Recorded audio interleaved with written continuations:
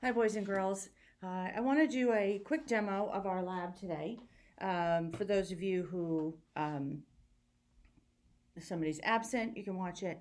And then for Miss Dry's class, because she's out sick today. So I'm going to do a quick demo of the lab, and then you can answer the questions like you would if she were here. So what you should have from the substitute are these questions. Okay, so these are the questions, the reflection questions for the lab. And then you have this data table, okay? And it's just probably, it's this size, so it's small. And you're gonna need to be filling that in, the data table in, while I'm doing the lab. Okay, so make sure you have those two things in front of you right now. Okay, so what I have is the setup is, this is beaker one, okay? And you can see it is just an empty beaker and a funnel and filter paper.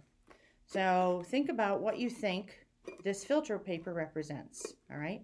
Now, given we're doing the urinary system and you have a particular organ within your urinary system that filters your blood, I think you could hopefully probably figure out what beaker one is, all right? And this is beaker two. And in beaker two, I am going to add, because it's in the directions, it says 50 milliliters of water. So while I'm doing this, I want you to think about what I am making here that I'm going to pour through the kidney so that it can filter it. So be thinking about that. So 50 milliliters of water, given that this is a beaker, it's not going to be exact because beakers are not for exact measurements, right? That's graduated cylinders. Okay, so I'm going to add water. Now, some red food coloring. I wonder what I'm making. All right, stir that up a little bit.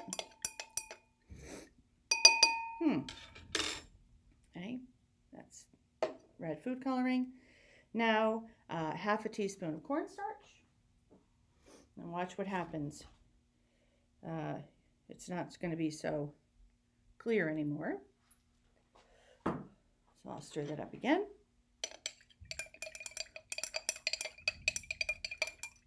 Okay, so now that just got kind of murky, right? Murky is like the pond that you jump in and you can't see the bottom. You can't see through it. Okay, it's not very clear. Make sure I get all that cornstarch. There we go.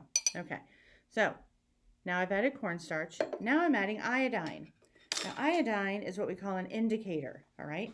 And what that means is any indicator will change color in the presence of what it's an indicator for, right? Does that make sense? So iodine, which is what this is an indicator for starch. So it starts out kind of a brown color, okay? And then my lab says to put in 5 drops of iodine. So now look what happens to the color.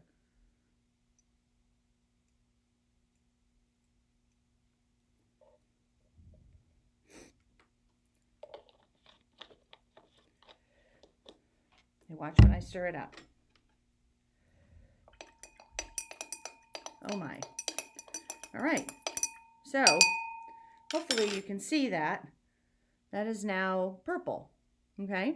So iodine turns purple in the presence of cornstarch.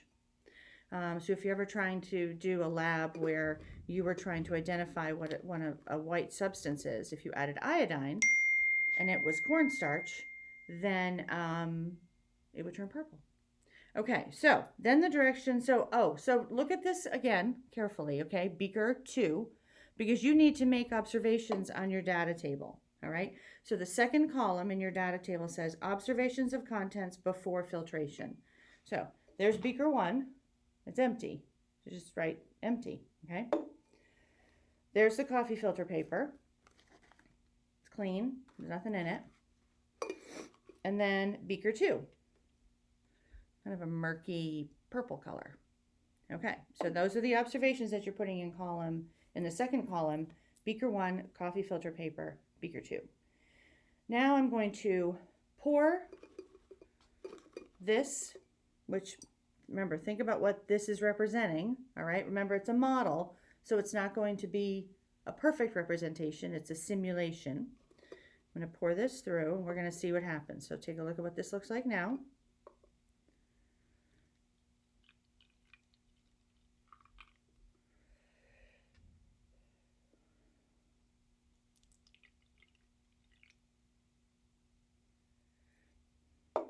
Okay.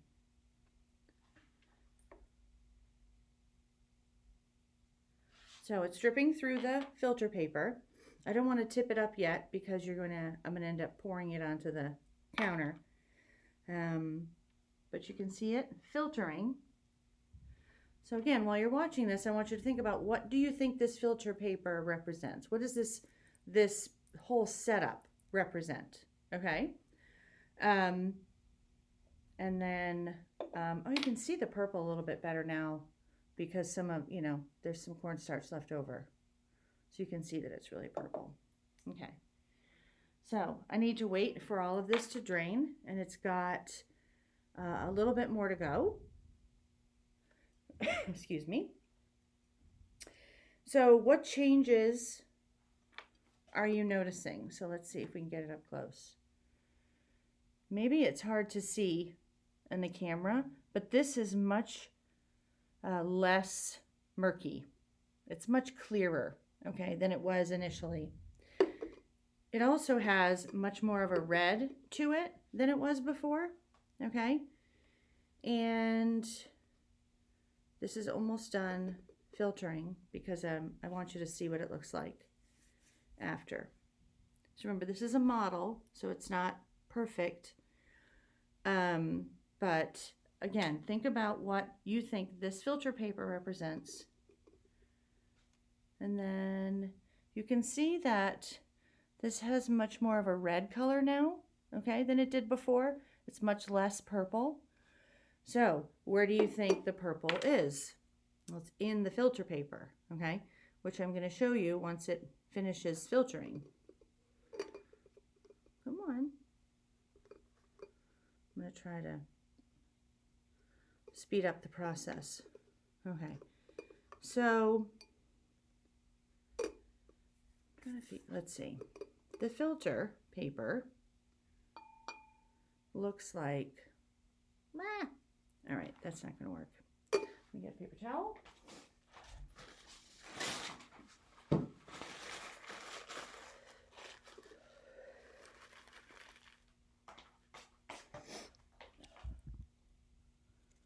Okay, so do you see all that, the purple in there? Okay.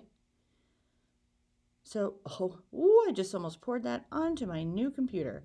All right, so all that, you can see all of the residue, all right, which in this case is cornstarch, okay?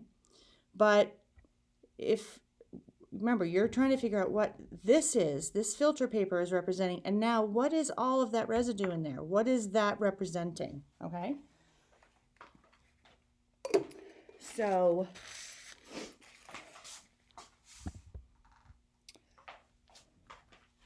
now you need to continue to fill out your data table. So you have, excuse me,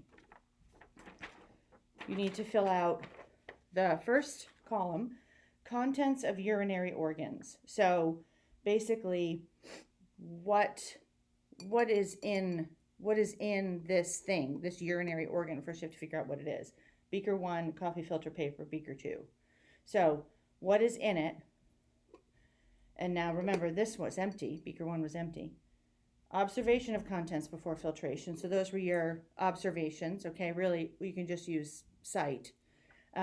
Observations of contents after filtration. So now beaker 2 is empty. It's got a little of that purple in it still. Remember the filter paper. And then beaker 1 is much clearer. There's definitely still some cornstarch in there, but then how would that cornstarch get filtered out? Where in our model, I want you to think about what you learned yesterday about how many times blood gets filtered in your urinary system. And then what is the organ that this is representing? Beaker 1, the coffee filter paper, and beaker 2, okay? So when you've watched this video, if you need to go back and revisit any things that I put on there, feel free because it's a video. And now you need to answer these questions. If you have any specific questions about the lab, you can come and ask me in the back of the 7th grade hallway, B113, between classes or e-time or whatever, or go ask Miss Aguirre. Okay, I hope this was helpful, y'all.